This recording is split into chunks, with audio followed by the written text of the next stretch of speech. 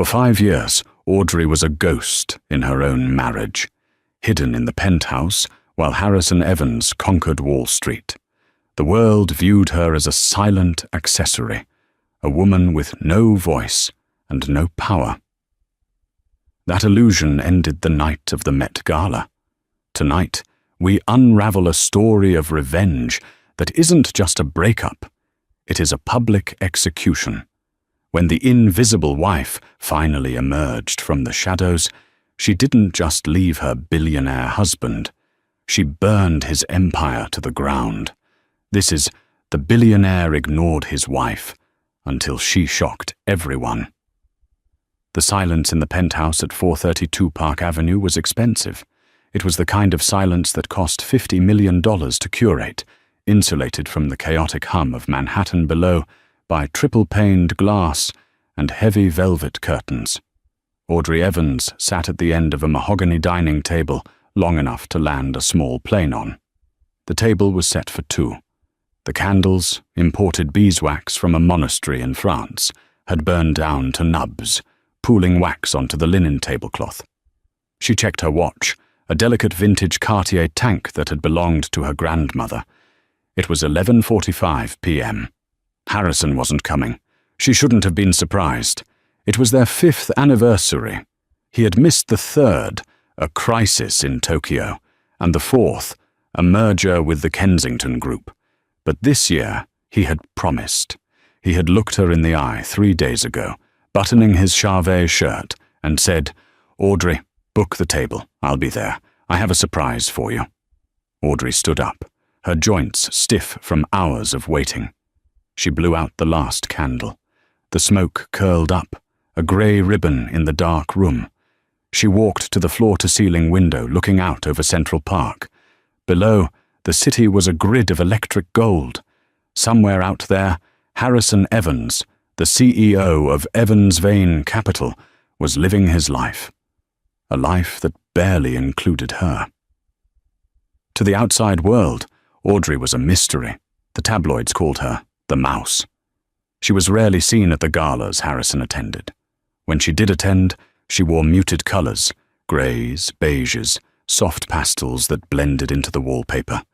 Harrison preferred it that way. "Don't draw attention, Audrey," he would say, his hand gripping her elbow just a little too tight. "My investors want a stable, quiet family man, not a circus." So she became quiet. She became the ghost he wanted. Her phone buzzed on the sideboard, a text from Harrison. "Deal running late. Don't wait up." H. "No happy anniversary. No I'm sorry. Just efficiency," Audrey sighed, picking up the plates to carry them to the kitchen herself, despite the staff quarters being just down the hall. She hated bothering Mrs. Higgins this late. As she scraped the coq au vin into the trash, she noticed Harrison's briefcase sitting on the marble island. He must have stopped by earlier in the day to drop off files and forgotten it. It was unlike him. Harrison was meticulous.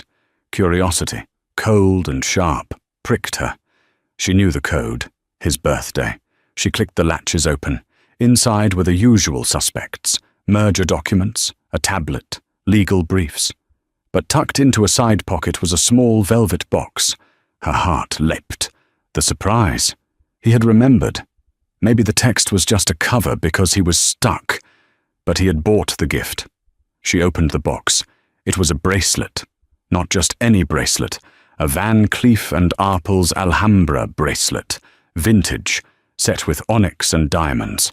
It was stunning, heavy, expensive, but it wasn't her style. Harrison knew she only wore silver or white gold. This was yellow gold, and the wrist size. It looked tiny. Audrey had an athletic build. This would barely fit a child. Under the box was a receipt. Purchased. Yesterday, 4 p.m. Madison Avenue Boutique. Client note. Engraving requested. Forever yours, J. Audrey froze. Her name didn't start with J. She stared at the receipt until the letters blurred. J. There was only one J in Harrison's immediate orbit that mattered. Jessica Vane, the daughter of his late business partner. the vice president of communications at Evansvane, a woman who was everything Audrey wasn't, loud, blonde, terrifyingly ambitious, and always draped in yellow gold. Audrey didn't cry. That was the strange part. She expected tears, hysteria, the urge to throw the bracelet through the $50 million window. Instead, she felt a sudden, glacial calm settle over her. It was as if the last 5 years of fog had instantly evaporated. She placed the bracelet back in the box, snapped it shut, and put it back in the briefcase exactly as she found it. She walked back to the window.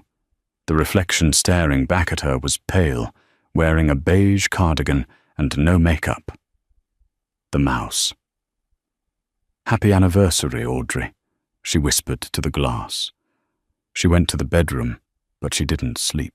She pulled a suitcase from the back of the closet, not the Louis Vuitton luggage Harrison insisted she use, but an old, battered leather duffel bag she had owned before she became Mrs. Evans. She didn't pack clothes, she packed documents. 2 days later, Audrey decided to test the waters. She needed to be sure. The receipt was damning, but she needed to see it in his eyes. Harrison was hosting a lunch at the Obsidian Club, an ultra-exclusive members-only establishment in Midtown. It was the kind of place where billionaires went to avoid millionaires. The walls were lined with dark oak, and the air smelled of aged scotch and old money. Audrey had never been to the Obsidian. Harrison never took her. "It's business, Audrey. Boring stuff. You'd hate it." She dressed carefully, not in her usual beige, but in a navy blue dress that was tailored and sharp. She pulled her dark hair back into a severe bun. She looked less like a wife and more like an executive. She walked past the doorman, who hesitated. "Name, madam?" "Audrey Evans. My husband is expecting me." Her voice was steady, banking on the fact that even if they didn't know her face, they wouldn't dare question the Evans name. The doorman nodded and opened the heavy brass doors. The dining room was buzzing with the low murmur of power. Audrey scanned the room and found him instantly. Harrison was sitting at a corner booth, the power table. He wasn't alone. Sitting next to him, laughing with her hand resting casually on his forearm, was Jessica Vane. Jessica was radiant in a canary yellow suit, and there, glinting on her wrist under the soft lighting of the chandelier, was the Van Cleef onyx bracelet. Audrey felt a physical blow to her chest, but she kept walking. She approached the table. Harrison saw her first. His smile dropped. He looked like he had seen a ghost. Not a scary ghost, an inconvenient one. "Audrey," he said, his voice loud enough to turn heads. "What are you doing here?" Jessica stopped laughing. She looked Audrey up and down with a smirk that was barely concealed. She didn't remove her hand from Harrison's arm. "I happened to be in the area," Audrey said, forcing a polite smile. "I thought I'd say hello." "We are in the middle of a strategy meeting," Harrison snapped, his face reddening. "This isn't a social call." "I can see that," Audrey said, her eyes dropping pointedly to Jessica's wrist. Jessica caught the look. She twisted the bracelet, making the diamonds catch the light. "Oh, hello, Audrey. Harrison was just telling me about your gardening projects. How quaint." The table was surrounded by 3 other men, investors from the Gulf. They looked uncomfortable. "Harrison," one of the investors said, "is this your wife?" Harrison looked at Audrey with pure irritation. He stood up, grabbing her arm and steering her away from the table toward the coat check. "What is wrong with you?" he hissed, his voice dropping to a venomous whisper. "You don't just walk into the Obsidian. You're embarrassing me." "Embarrassing you?" Audrey asked calmly. "By being your wife. By interrupting business," he growled. "Look at you. You look plain. These men expect high glamour, Audrey. They expect power. You look like a librarian who got lost." "I see," Audrey said. "And Jessica? Does she look like power?" "Jessica is a vital asset to this company," Harrison said defensively. "She knows how to play the game. You? You're supposed to be the piece at home. Go home, Audrey. I'll deal with you later." He turned his back on her and walked back to the table. He sat down, said something that made the table laugh, and poured more wine for Jessica. Audrey stood near the entrance, her hands trembling, not from sadness, but from rage. "Rough day?" The voice came from the bar. Audrey turned. Sitting on a stool, nursing a sparkling water with lime, was a man she recognized but hadn't seen in years. Ethan Cole. 10 years ago, before Harrison, before the money, Audrey and Ethan had been interns at the same chaotic startup in Brooklyn. Ethan had been the tech genius, brilliant, messy, always wearing hoodies. Now he was wearing a bespoke suit that cost more than a car, but he still had that sharp, intelligent glint in his eyes. Ethan Cole was now the founder of Nebula Systems, a tech conglomerate that rivaled Evansvane in valuation. "Ethan," Audrey blinked. He smiled. "I wasn't sure it was you. You look different, restrained." "I'm married now," she said, the words tasting like ash. "I know. To Harrison Evans." Ethan glanced toward the corner table. He saw Harrison, Jessica, and the hand on the arm. He looked back at Audrey, his expression softening into understanding. "I see." "I should go," Audrey said, adjusting her purse. "Audrey," Ethan said, sliding off the stool, "you were the smartest strategist in our intern class. You saved that startup from bankruptcy twice before you quit to support him." He gestured toward Harrison. "Does he know?" "Know what?" "That you're the one who wrote the algorithm that made his first hedge fund profitable. I remember you working on it in the coffee shop." Audrey stiffened. That was a secret. He forgot." "He didn't forget," Ethan said darkly. "He ignored it. There's a difference." He pulled a business card out of his pocket. It wasn't paper, it was heavy, matte black metal. "I'm hosting a charity gala next month," Ethan said. "The Midnight Ball.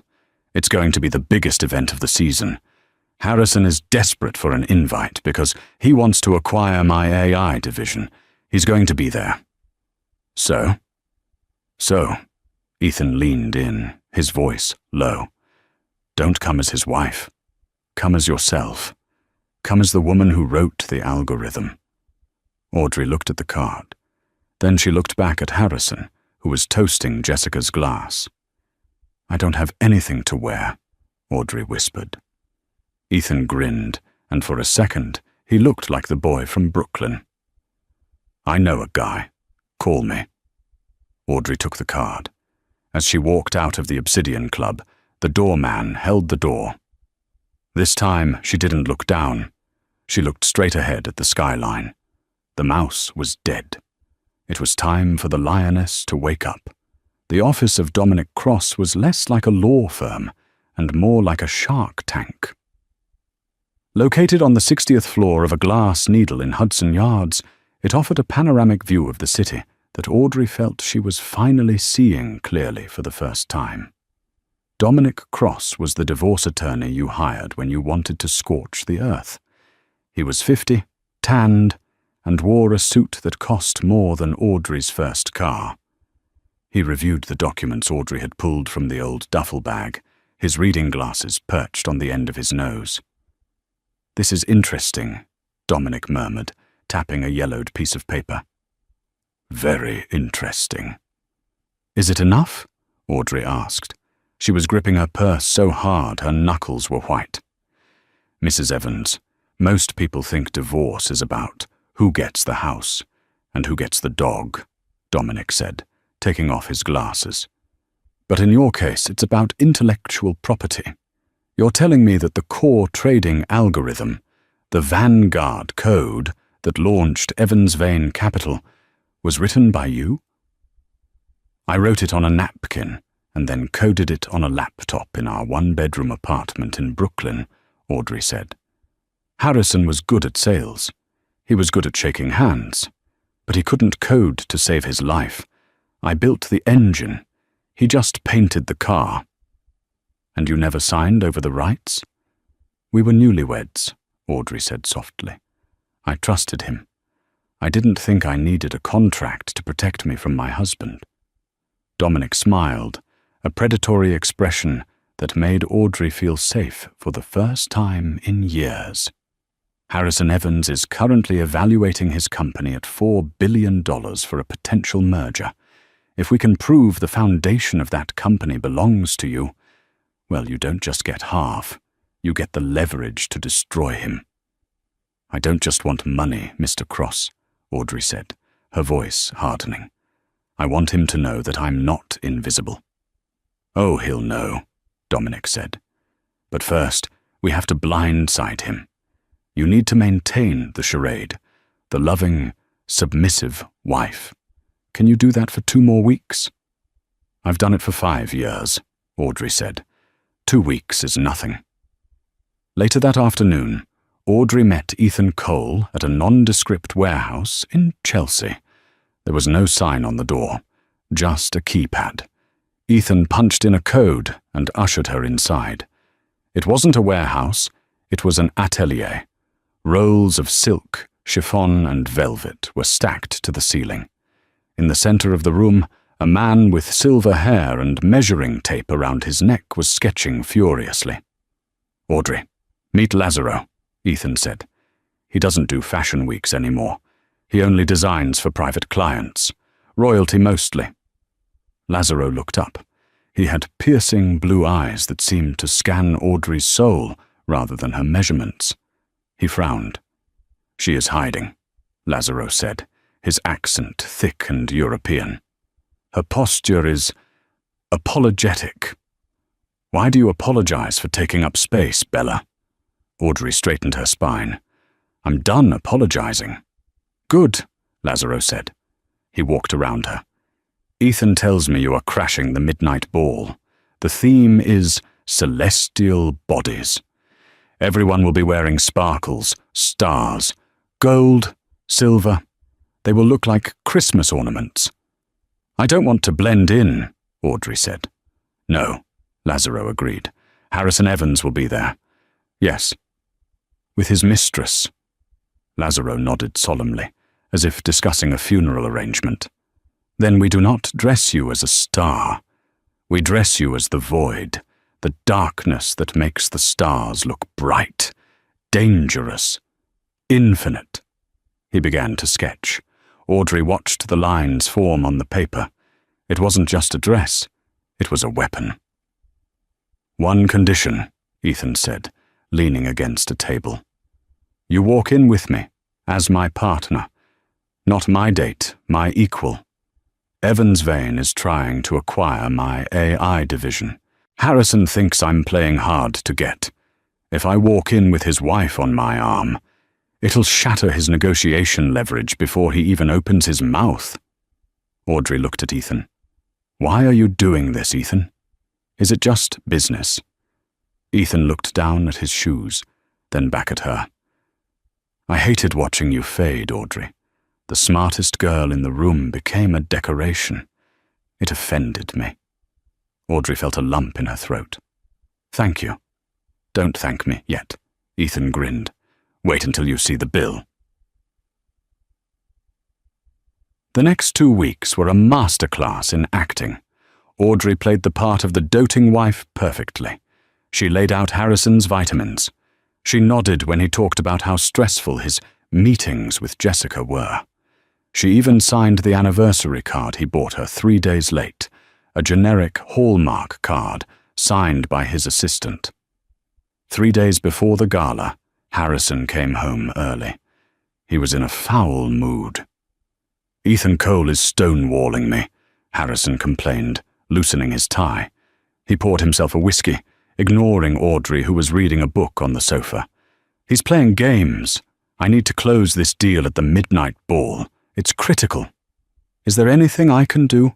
Audrey asked innocently. Harrison laughed. It was a short, sharp bark of a sound. You? Audrey, sweetheart, this is high-level tech acquisition. Unless you can suddenly code a neural network, you're useless here. The irony was so thick, Audrey almost choked on it. She had coded the neural network he was using to evaluate the deal. I suppose you're right, she said. So, about the gala. Should I buy a dress? Harrison swirled his drink. Actually, I was thinking it's better if you sit this one out. It's going to be crowded, loud, lots of press. You know how you get anxious. I don't get anxious, Harrison. You just tell people I do. He narrowed his eyes. Don't start. Jessica will be there handling the PR. I need to focus on Ethan Cole. Having you there trailing behind me like a lost puppy will just be a distraction. Stay home. Order in. Watch a movie. Okay, Audrey said. I'll stay home. Harrison looked relieved. He kissed her on the forehead. A dry, passionless peck. That's a good girl. You make my life so much easier when you're low maintenance. Audrey watched him walk into his home office and shut the door. Enjoy your peace, Harrison, she whispered. It's the last you'll ever have. The day of the midnight ball, New York City was electric. Helicopters buzzed overhead, ferrying VIPs from the Hamptons. The Metropolitan Museum of Art had been transformed into a celestial palace. At the penthouse, the atmosphere was tense. Harrison was in a panic. His tuxedo fitting hadn't gone well, and he was screaming at his tailor over the phone. Audrey sat at the kitchen island, drinking herbal tea, wearing a plush white bathrobe. "Where are my cufflinks?" Harrison shouted, storming into the kitchen. "The onyx ones." "Top drawer, left side," Audrey said, without looking up. He found them. He didn't say thank you. He was sweating. "I have to leave early. Jessica has a pre-gala press junket at the Pierre Hotel. I need to be there for the photos." "Of course," Audrey said. "You should go." Harrison paused at the door. He looked at her, sitting there in her robe, face scrubbed clean, hair in a messy bun. For a second, he seemed to feel a pang of something. Pity? Guilt? "Don't wait up," he said. "I'll probably crash at the city apartment tonight. Late negotiations." The city apartment was code for Jessica's condo in Soho. Audrey knew it. He knew she knew it, though they never said it aloud. "Good luck with Ethan Cole," Audrey said, taking a sip of tea. "I don't need luck," Harrison sneered, adjusting his lapels. "I have money. Everyone has a price." The elevator doors slid shut, sealing him away. The moment the numbers above the elevator started going down, Audrey moved. She stood up and untied her robe, letting it drop to the floor. Underneath, she wasn't wearing pajamas. She was wearing sheer silk lingerie. "You can come out now," she said to the empty room. The service door to the kitchen opened. A team of 4 people walked in, led by Lazaro and a makeup artist named Jin. They were carrying garment bags, metal cases, and a sense of military urgency. "He is gone?" Lazaro asked. "He is gone," Audrey confirmed. "Then we have 3 hours to build a queen," Lazaro said, clapping his hands. "Jin, her face, it must be sharp. No soft blushes. Contouring that could cut glass." Audrey sat in the chair, usually reserved for Harrison at the head of the table. For the next 3 hours she was transformed. Her hair, usually worn loose or in a messy bun, was pulled back into a sleek, architectural updo that defied gravity, exposing her long, elegant neck. The makeup was dramatic, smoky eyes with hints of iridescent blue, lips painted a deep, blood red that looked like a warning sign. Then came the dress. Lazaro unzipped the garment bag. The dress didn't rustle. It shimmered. It was a deep, midnight black velvet that absorbed the light, fitted tight to her body like a second skin. But woven into the fabric were thousands of tiny, crushed sapphires and diamonds. When she moved, she didn't sparkle. She glowed like a galaxy turning in the deep void of space. The back of the dress plunged dangerously low, revealing the tattoo Audrey had gotten 3 days ago, a small, geometric set of coordinates. The coordinates of the garage where she and Harrison had started the company, a reminder of what she owned. She stepped into the dress. It fit perfectly. It forced her to stand tall, to move with purpose. Lazaro handed her the accessories. No necklace. It would distract from the neckline. Instead, long, dramatic diamond drop earrings that brushed her collarbone. And finally, on her right wrist, she didn't wear diamonds. She put on her old, scratched Apple Watch with a cheap silicone band. "The watch?" Lazaro asked, horrified. "It's a prop," Audrey said, tapping the screen. It was connected to the venue's projection system, thanks to Ethan's tech team. For the finale. Her phone buzzed. "Ethan, I'm downstairs. The chariot awaits." Audrey looked at herself in the floor-to-ceiling mirror. The mouse was gone. The woman staring back was terrifying. She was beautiful, yes, but in the way a thunderstorm is beautiful. "Mrs. Evans?" Jin asked nervously. "Are you ready?" Audrey turned to the door. "Mrs. Evans is staying home tonight," she said coolly. "Tonight I'm Audrey Vane." Vane was her maiden name, a name she had given up for Harrison, a name she was taking back. She walked to the elevator. The red carpet was a chaotic sea of flashing lights. Reporters were screaming names. Harrison Evans stood near the entrance, looking dapper but strained.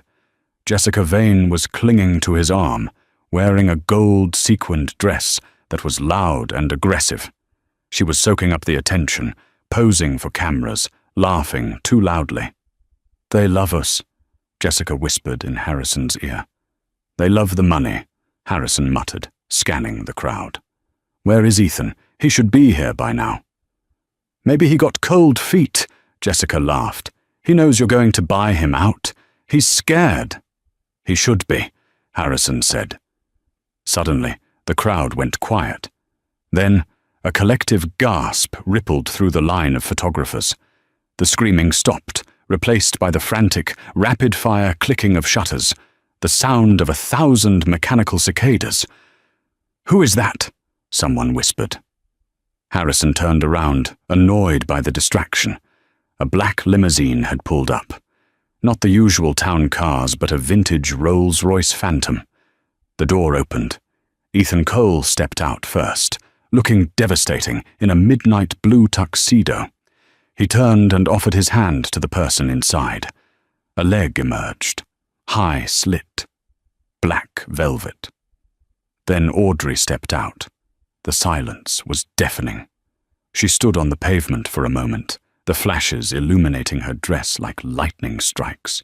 She looked taller, statuesque, untouchable. She looked at the cameras not with fear, but with total command. She took Ethan's arm. "Is that—" Jessica's voice trailed off. She sounded choked. Harrison felt the blood drain from his face. His knees actually buckled slightly. He blinked, sure he was hallucinating. "Audrey?" he whispered. But she didn't look at him. She didn't even acknowledge his existence. She walked up the stairs with Ethan, moving through the crowd like Moses parting the Red Sea.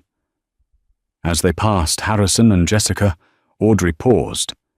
She turned her head slowly. Her dark eyes locked onto Harrison's. There was no love in them, no anger, just cold, clinical amusement. "Hello, Harrison," she said, her voice smooth and carrying over the quiet crowd. "You were right. I decided not to stay home." She looked at Jessica, then at the cheap-looking gold dress. "Cute," Audrey said.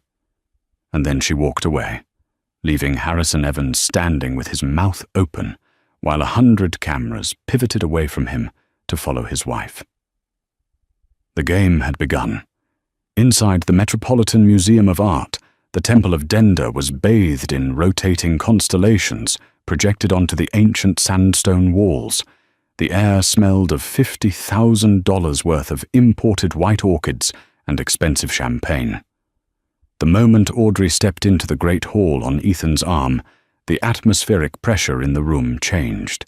The ambient chatter of New York's elite, hedge fund managers, Hollywood A-listers, tech moguls didn't just quiet down. It shifted direction. Normally, Harrison Evans was the sun everyone orbited. He would hold court near the bar, dispensing loud opinions, while people laughed too hard at his jokes, hoping some of his Midas touch would rub off. Tonight, Harrison and Jessica were standing near an ice sculpture of Pegasus, looking stranded. People were politely nodding at them, and then immediately looking past them, toward the entrance. Audrey moved through the room like a dark nebula, absorbing the light. The velvet dress was a masterpiece of engineering. Every step made the crushed diamonds woven into the fabric ripple like distant stars. "They're staring," Ethan murmured, taking 2 flutes of vintage Dom Perignon from a passing waiter and handing one to Audrey. "Let them stare," Audrey said, taking a sip. The champagne tasted cold and sharp. "They've looked right through me for 5 years. It's time they saw something." "Harrison looks like he's having an aneurysm," Ethan observed dryly. Harrison was indeed struggling. He had watched his mouse wife walk in looking like a vampiric queen, and his brain couldn't process it. He excused himself from a bewildered oil tycoon and intercepted Audrey near the Egyptian exhibit. He grabbed her elbow, his grip hard. The old habit. Audrey didn't flinch. She just looked down at his hand on her arm, then slowly up at his face. Her expression was one of mild distaste, as if a waiter had spilled soup on her. "Let go," she said. Her voice was low, but it had the cutting edge of a diamond saw. Harrison, stunned by the sheer authority in her tone, actually let go. "What is this game, Audrey?" he hissed, his eyes darting around to see who was watching. "Who paid for that dress? Why are you with Cole? You're making a scene." "I'm not making a scene, Harrison. I am the scene," Audrey corrected him. "And as for Ethan, he's simply better company than an empty apartment. You told me to find a hobby. I did. It's called living." Jessica appeared at Harrison's side, her gold sequins rattling nervously. Up close, against Audrey's sleek, terrifying elegance, Jessica looked cheap, like costume jewelry next to the Hope diamond. "Well," Jessica sniffed, looking Audrey up and down. "It's certainly a bold look, a bit gothic for a spring gala, isn't it?" Audrey smiled. It was a terrifying smile. "The theme is celestial bodies, Jessica. Space is cold, dark, and infinite. You came dressed as a disco ball. We are not the same." Someone nearby snickered. It was the editor-in-chief of Vogue. Jessica turned bright red. Before Harrison could retort, the CEO of Goldman Sachs walked right past him and extended a hand to Audrey. "Mrs. Evans," the CEO said warmly. "Or should I say, the woman of the hour.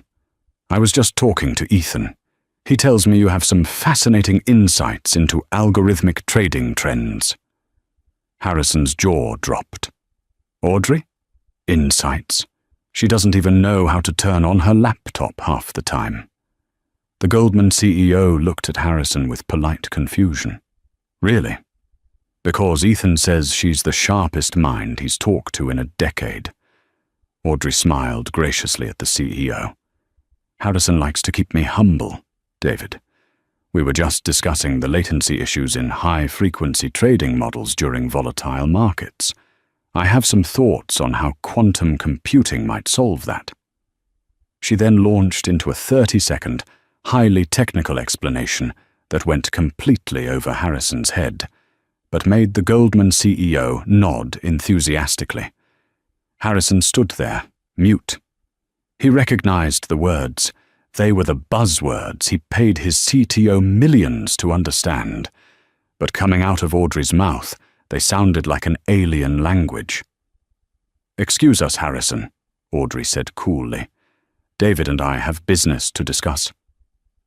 She walked away, leaving her husband standing next to his mistress and an ice sculpture, utterly irrelevant in the one room where he used to be king. The humiliation wasn't loud. No drinks were thrown. It was worse. It was a slow, social suffocation. For the next 2 hours, Audrey was the center of every important circle. Harrison was on the outside, looking in, realizing with growing horror that without the silent partner he had taken for granted, he was just a man in a suit. But the real show hadn't even started yet. At 10 p.m. the lights dimmed. A spotlight hit the main stage in front of the Temple of Denda. It was time for the speeches and the major industry announcements that defined the midnight ball. Harrison adjusted his tie. This was his moment to recover. He was scheduled to speak first. He was going to announce the merger framework with Ethan Cole's company, Nebula Systems. It would spike Evans Vane's stock price by 20% overnight. It would remind everyone who the real alpha was. He jogged up the steps to the podium, flashing his practiced, charming smile. "Ladies and gentlemen, titans of industry," Harrison began, his voice booming over the speakers. He looked out over the crowd. He saw Audrey sitting in the front row between Ethan Cole and the Goldman CEO. He ignored her. "Tonight is about the stars," Harrison continued. "And at Evans Vane Capital, we are reaching for them. For 5 years, we have led the market through innovation and sheer grit.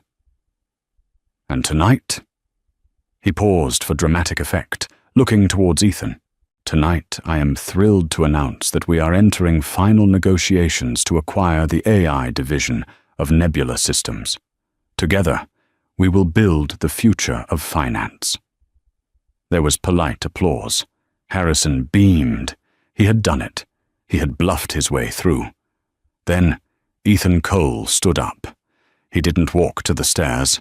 He just stood at his table in the front row, holding a microphone that had been casually handed to him by a sound technician. "Actually, Harrison," Ethan's voice cut through the applause, crisp and clear, "I have a slight correction to make." The room went dead silent. Harrison froze at the podium, his smile fixed in a rictus of confusion. "There are no negotiations," Ethan said pleasantly. "Nebula Systems is not for sale, especially not to Evans Vane." A murmur ran through the crowd. This was a public execution. "But," Ethan continued, "Harrison is right about one thing. Tonight is about the future of finance, and I am announcing a partnership tonight, but not with Harrison Evans." Ethan turned and extended his hand toward the woman sitting next to him. "Ladies and gentlemen, the true architect of the last decade's financial revolution, the creator of the Vanguard trading algorithm that powers half the hedge funds in this room, including Harrison's. My new partner, Audrey Vane." The spotlight swung violently from Harrison to Audrey. Audrey stood up slowly. The black velvet dress seemed to absorb the light, making her look impossibly formidable. She didn't smile. She walked up the stairs to the stage, passing Harrison as if he were a piece of furniture. She took the podium. Harrison was still standing there, paralyzed, his face draining of color. Audrey raised her right wrist. The cheap, scratched Apple Watch was glowing. She tapped the screen. Behind her, the massive projection screen that had been showing galaxies suddenly went black. Then, lines of green code began to scroll down the screen rapidly. It was beautiful, complex, dense code. 5 years ago, Audrey spoke into the microphone, her voice steady and calm. "I sat in a one-bedroom apartment in Brooklyn and wrote this code on a refurbished laptop. I called it Project Vanguard. It was designed to predict market volatility based on non-traditional data points. She tapped the watch again. The scrolling code stopped, highlighting a header section at the very top of the file. The projection was massive. Everyone in the room could read it. Project Vanguard. Source code. Author, Audrey Vane. Creation date, October 14th, 2018. Timestamp, 0342M. Property of Audrey Vane. Do not distribute. A collective gasp sucked the air out of the room. The date was 2 years before Harrison Evans had launched his flagship fund. 2 years before he became the boy genius of Wall Street. Harrison Evans didn't write the code that made him a billionaire, Audrey said, her voice ringing with absolute truth. He married the person who did. And then he convinced her to stay quiet, to stay small, so he could feel big. She turned to look at Harrison, who was trembling. He looked smaller than she had ever seen him. "You wanted a trophy wife, Harrison," Audrey said into the mic, addressing him directly in front of 500 of the most powerful people on Earth. "You forgot that trophies are earned. You didn't earn me, and you certainly didn't earn this." She gestured to the giant screen displaying her intellectual property.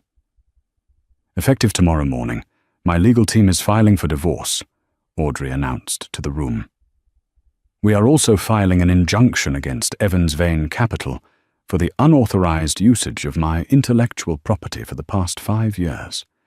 We will be seeking full restitution and damages, which, by my estimation, amounts to roughly 70% of the company's current valuation."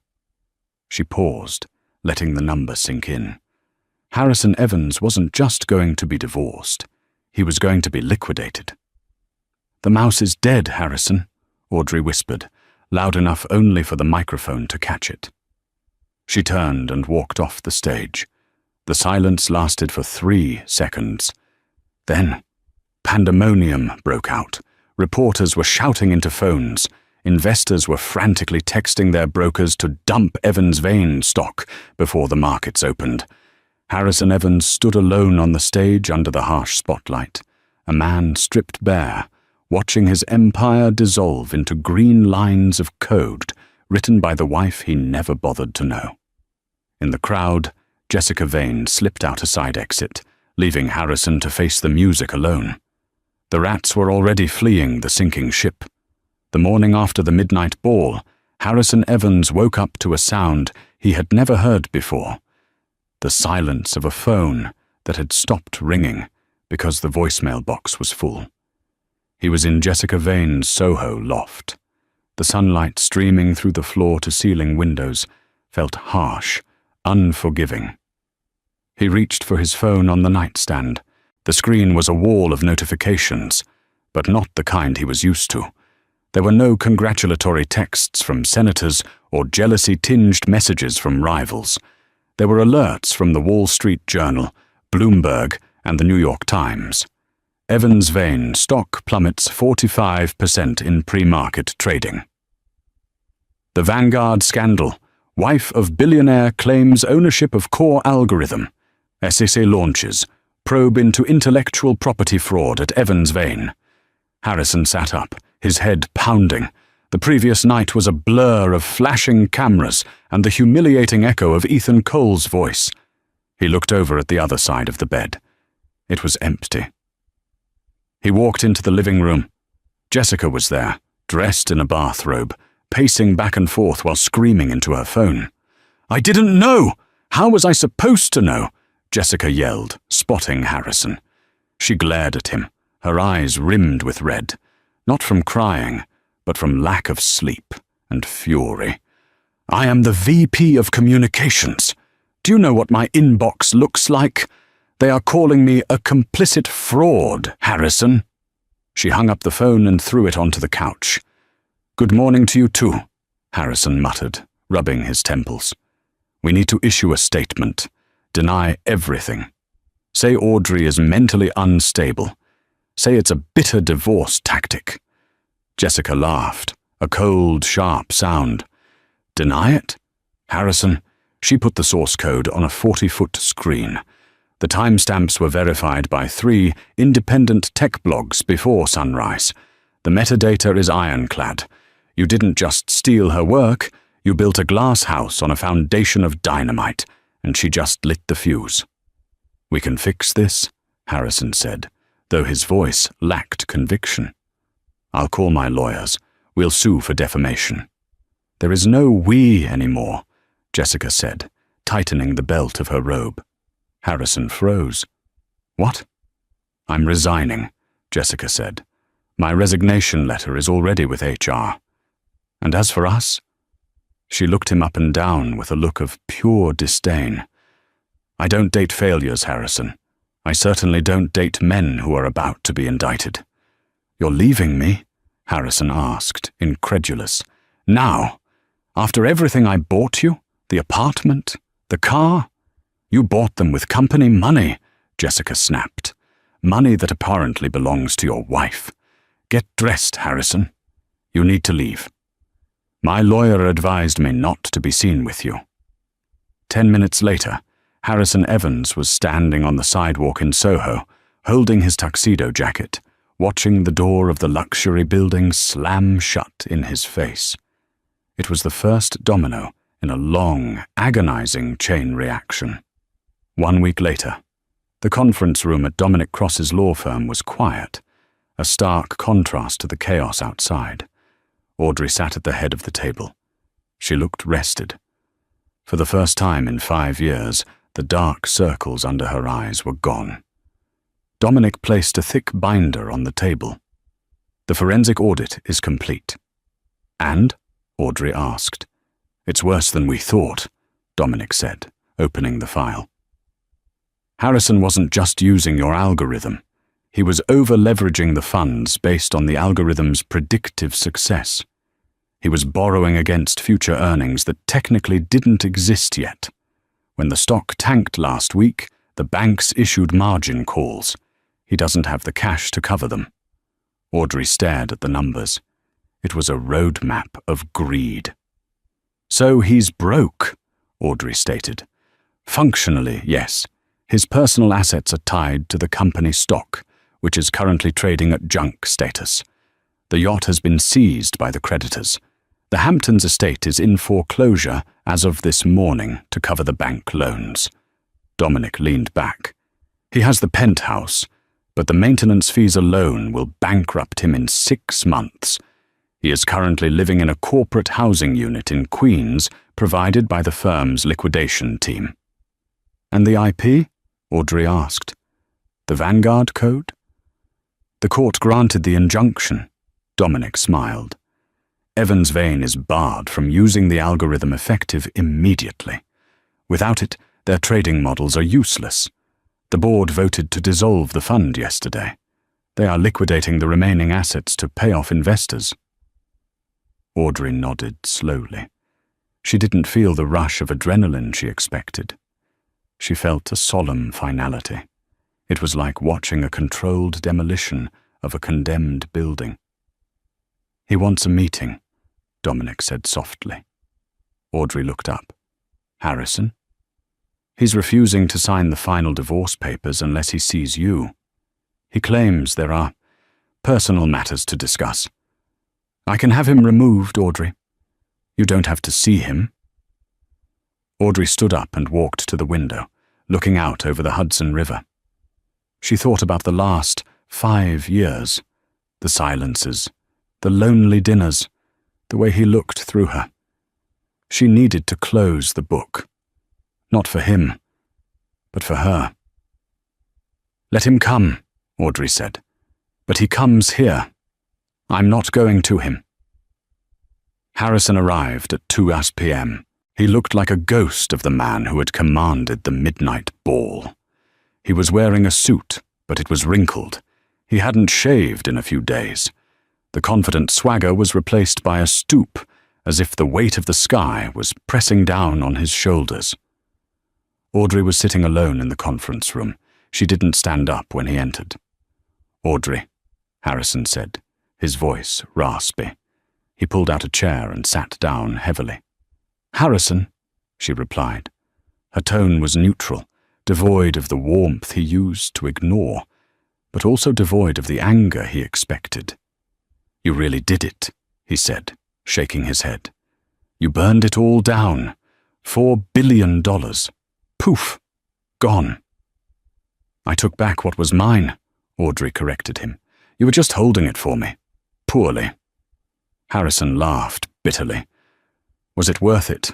Ruining me? I mean, I know I wasn't the best husband, but did I deserve this? Total annihilation? Audrey clasped her hands on the table. You still don't get it. This isn't about you being a bad husband, Harrison.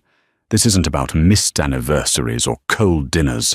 This is about theft. You looked me in the eye every day for 5 years, knowing that your genius, your reputation, your entire identity was built on my work. And you didn't just steal it. You tried to erase me, to hide the crime. You made me small so you wouldn't have to feel like a fraud. Harrison looked down at his hands. I was scared, he whispered. Scared of what? That if people knew, if they knew the code came from you, they wouldn't respect me. They wouldn't look at me the way they do. I needed to be the king, Audrey. I couldn't be the king if my wife was the wizard. So you made me the jester, Audrey said, and you found a queen who liked the gold more than the man. Harrison flinched at the mention of Jessica. She left me. The second the money dried up, she didn't even say goodbye, just a text message. I tried to tell you, Audrey said. You surrounded yourself with people who loved your wallet, not your soul. When the wallet closed, the room emptied. Harrison reached into his pocket. His hand was trembling. He pulled out a pen. The divorce decree sat between them on the mahogany table. If I sign this, Harrison said, his voice breaking, I have nothing. No company. No home. No wife. I'm 42 years old, Audrey. I'm starting over with less than I had when we were 20. You have your health, Audrey said simply, and you have a second chance. Don't waste it trying to be a billionaire, Harrison. Try being a human being this time. Harrison stared at the paper. Tears welled up in his eyes, spilling over onto his cheeks. It was the first time Audrey had seen him cry since his mother died years ago. I miss you, he choked out. I realized it too late. In that apartment in Queens, looking at the cracked ceiling, I missed your tea. I missed you reading on the couch. I missed the way you listened to me. Audrey felt a pang of pity, but she smothered it before it could grow. Pity was dangerous. Pity was what had kept her in the marriage for 5 years. You miss the comfort, Harrison, she said firmly. You miss having a fan. But I'm not a fan anymore. I'm the main character of my own life. She reached into her purse and pulled out the small velvet box containing the Van Cleef & Arpels bracelet. She slid it across the table. Take this, she said. Harrison looked at the box, confused. The bracelet? Sell it, Audrey said. It's worth about $15,000. That should cover your rent in Queens for a few months, while you look for a job. Consider it my final alimony payment. Harrison stared at the box. The irony crashed over him. The gift he had bought for his mistress was now the only lifeline his wife was offering him. He picked up the pen. With a shaking hand, he signed the document. Harrison Evans. He pushed the papers back to her. Goodbye, Audrey, he whispered. Goodbye, Harrison. He stood up, took the velvet box, and walked to the door. He paused, his hand on the handle, looking back one last time.